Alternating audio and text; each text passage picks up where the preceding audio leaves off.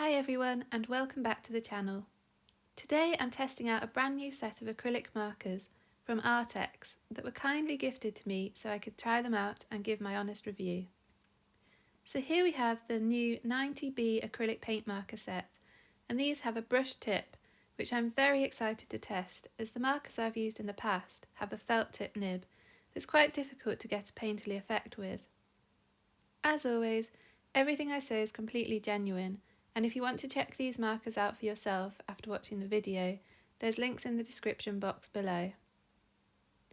I also have this really lovely little sketchbook which would be perfect for on-the-go sketches when I'm out and about. The paper is very thick, 100% cotton watercolour paper, which will work well with the markers. I want to do a larger sketch today to really explore the markers fully, so we'll set this sketchbook aside for now.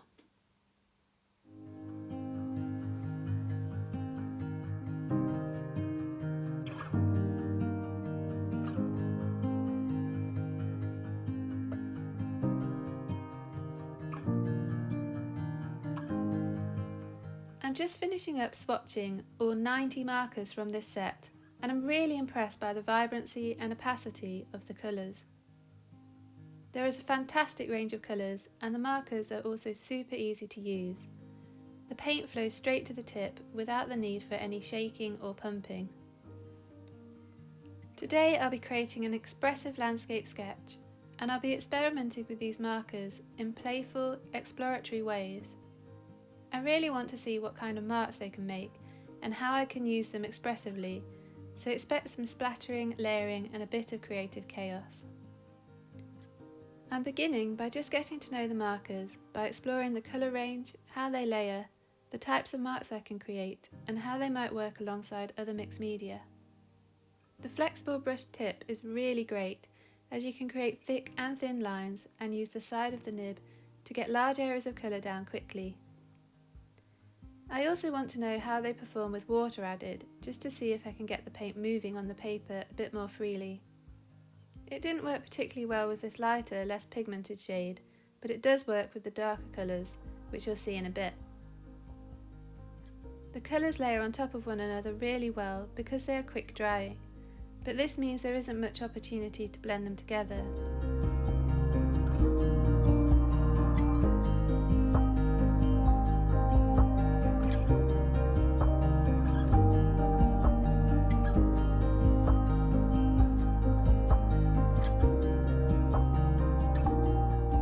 These more pigmented colours reacted really well to the added water, and I loved how the original marks were still left behind, underneath this thinner wash of colour.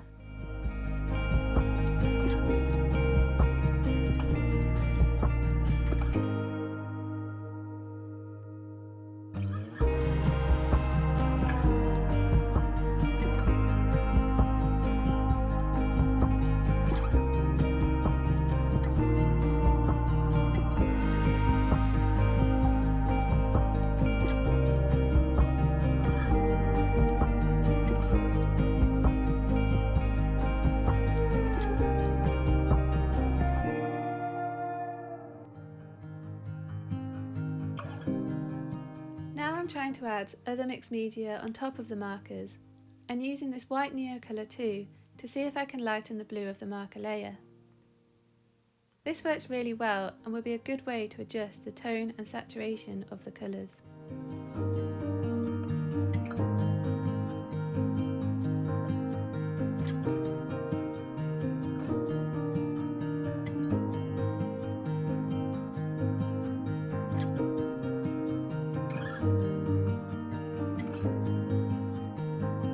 I also test out a Derwent Inktense pencil on top of the marker to create a glaze, and again the marker layer doesn't budge much, so this is another great way to adjust the colours.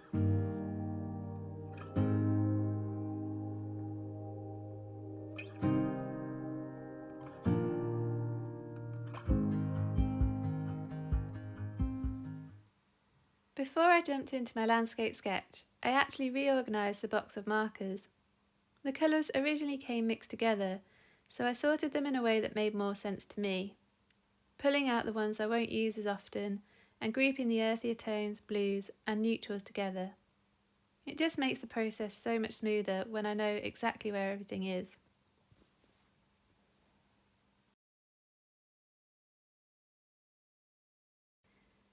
To prepare the page for my sketch, I've laid down a burnt umber ground using a wash of the System 3 acrylic paint and water. Since a lot of these markers are quite vibrant, the warm earthy ground helps tone everything down a little and gives me a nice mid-tone to start from. It also helps the colours feel more cohesive in a landscape setting. I'm working in my Sea White of Brighton watercolour sketchbook, one of my absolute favourites because it handles mixed media really well.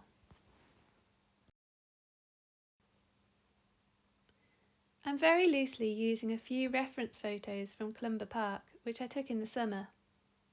These are mostly for the composition and colours, rather than sticking to anything too literally. This sketch is more about expression and mark making than exact realism. And I'm starting by blocking in the colours using the side of the brush tip to loosely apply the marks. One of the first things I noticed, and something I really like, is the brush tip. It allows for much more painterly strokes compared to something like a Posca marker, which uses a felt tip. These brush nibs bend and flex, so you can get thin lines, sweeping strokes, and overlapping textures. It genuinely feels closer to painting with a brush. I'm holding the marker right at the end of the barrel and rolling the tip over now and then to give more freedom and looseness to the marks that I'm creating. The colour selection overall is good, although I do wish there was a darker, earthier green in the set. This green that I'm using now isn't quite the green I'm looking for, as it's a bit too blue, but I changed this later by layering a green over the black marker to create the deep shadowy shade that I'm looking for.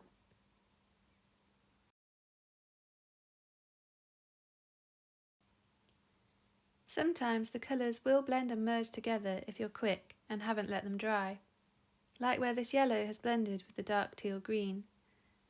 I find this works best when using a very dark and a very light colour together.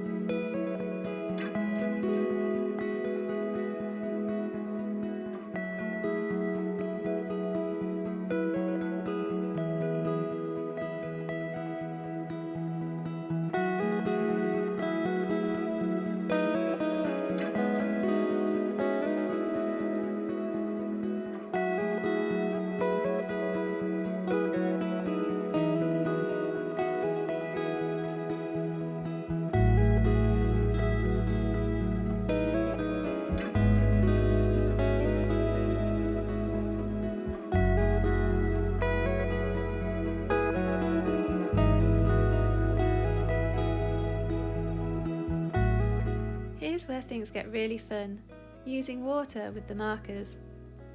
You have to work quite quickly to get the pigment moving on the page, as they perhaps aren't meant to be used in this way, but you can create some beautiful effects, such as soft blends and diffused edges. The more pigmented colours work especially well with water, and I like using a firm bristle brush to get the paint moving on the surface.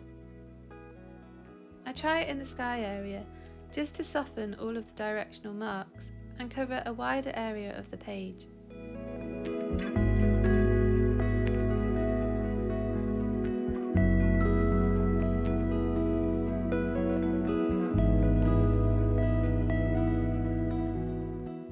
I don't tend to use the same colour marker for too long and switch to a slightly different shade to build up layers of different colours. This adds interest and breaks up large blocky areas of colour. Switching constantly from lighter colours to darker colours also helps me to focus on the values and contrasts in the sketch.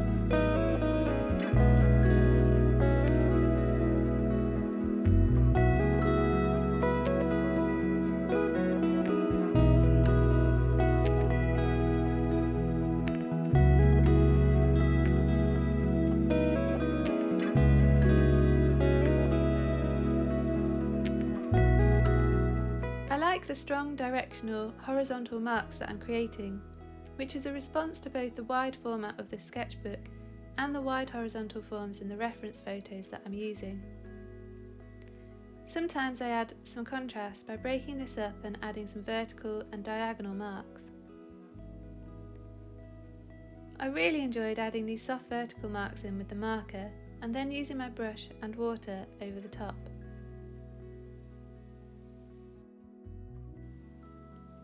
You can also use a piece of kitchen towel to blot away and soften the effect even more. It's just a case of continually layering up marks to create the effect that you want to achieve, and adding contrast with soft marks and stronger directional marks.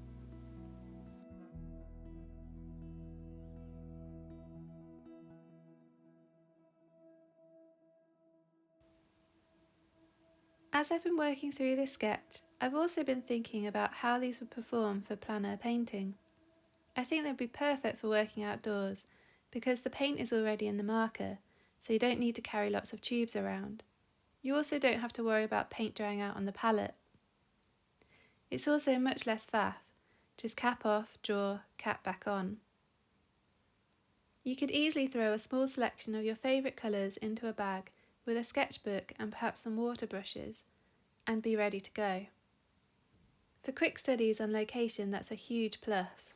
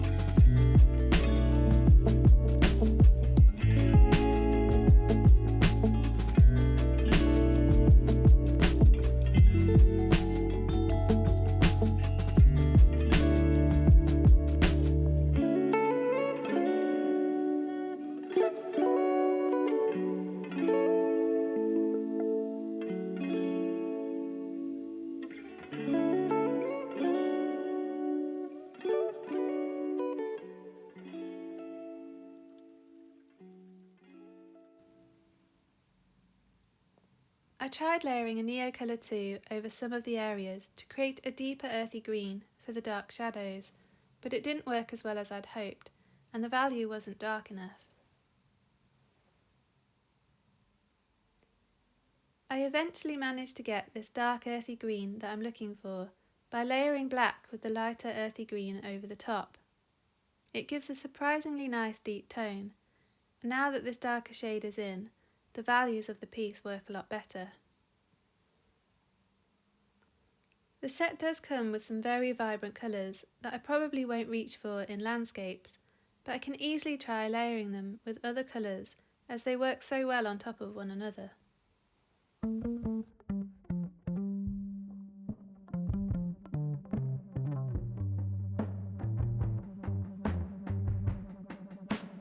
Born over a fault line, bad teeth and worse habits, high heels in a trailer. If you want it, you should have it.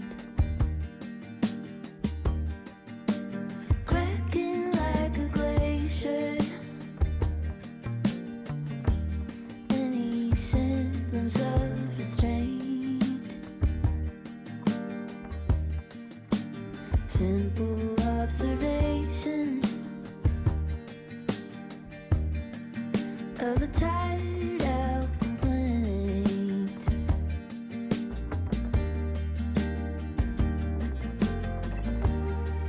I get in my own way. I get in my own way. I get in my own way. I get in my own way. I get in my own way. I get in my own way. Amplified washes, glass up in sand, panning through the static for the sound of a friend. Underneath the bleachers, on the fringes of the game, chanting combinations of some tired out complaints.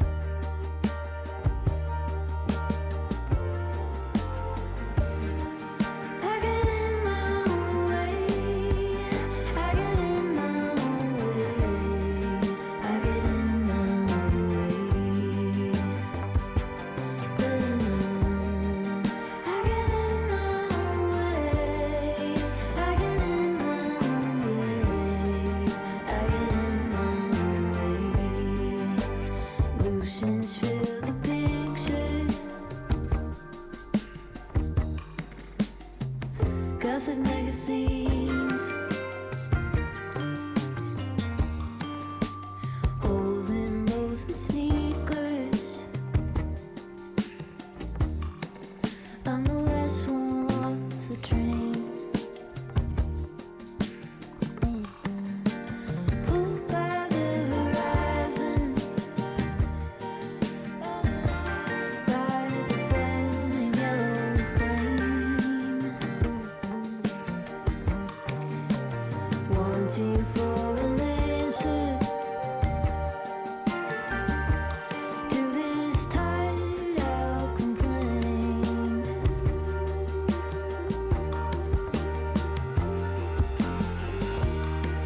I get in my own way. I get in my own way. I get in my own way. I get in my own way. I get in my own way. I get in my own way. I get in my own way. I get in my own way.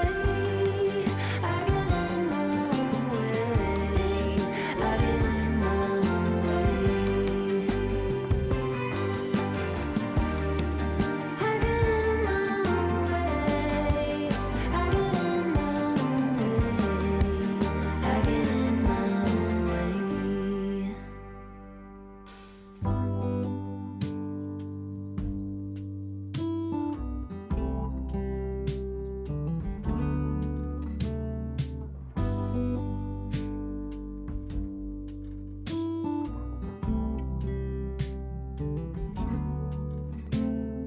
Open air, side by side we sway there in all the colors.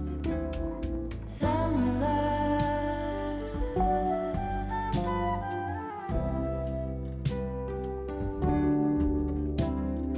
lonesome dove, folded on the lawn chair in all the colors.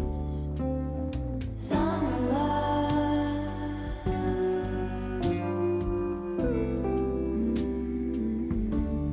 remember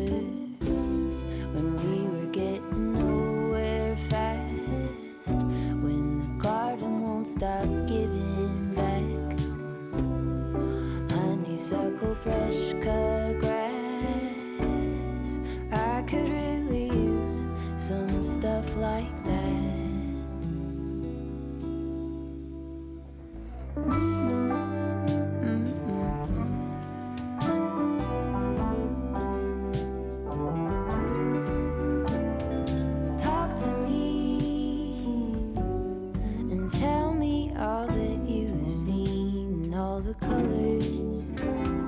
Summer love,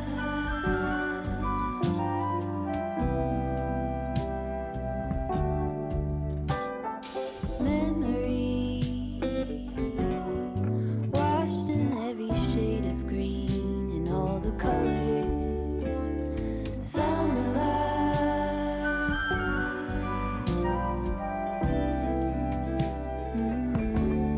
remember the lazy river day canoe, bathing in the turquoise blue, losing track of time with you. Another peach pie sunset view, sleeping in the afternoon. No place to be and nothing to prove.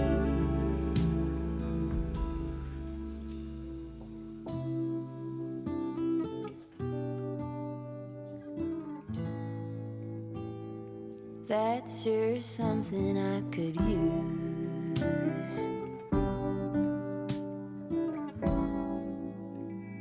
A cure for the air-conditioned blues.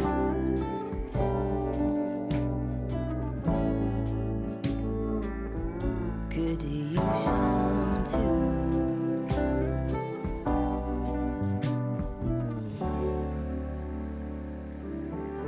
A little bit of summer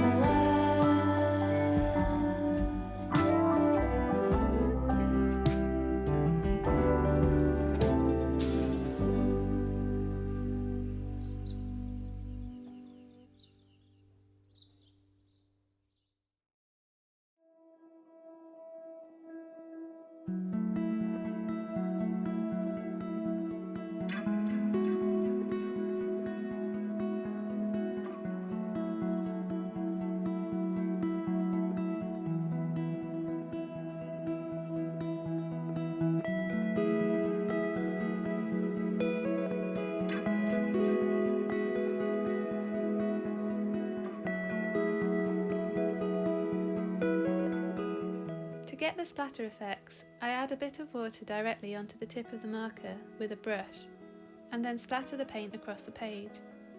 This might not be what's recommended, but honestly, I'm not very precious about my art materials. If I can use them in interesting ways to create expressive marks, that's what matters most to me. As I add the last few touches and highlights, I'm really enjoying the combination of the burnt umber ground peeking through, the richer greens that I've mixed by layering, and the soft watery textures from using the markers with water. It all comes together to create a loose, expressive landscape with a lot of playful mark making along the way, and I've really enjoyed using the markers to do this. Overall, I would definitely recommend this marker set by Arrtx. The brush tips are fantastic and much more painterly than felt tip style markers like Posca's. The colour range is good, especially for landscapes, and even though I wanted a darker earthy green, it was easy to create my own by layering the colours. There are some vibrant colours I probably won't use, but there are still plenty of practical colours for natural landscapes. They play really nicely with water, which opens up lots of experimental and expressive techniques. And they'd be perfect for plein air painting, because everything you need is in a compact, portable marker. If you'd like to try these markers yourself, check the links in the description box below. I've had a really enjoyable time sketching with them today, and I think they'd be a great addition to any mixed media artist toolkit. If you found this video helpful or inspiring, please feel free to give it a like, it really helps the channel. And subscribe for more sketchbook experiments. Thanks so much for watching, and I'll see you in the next one.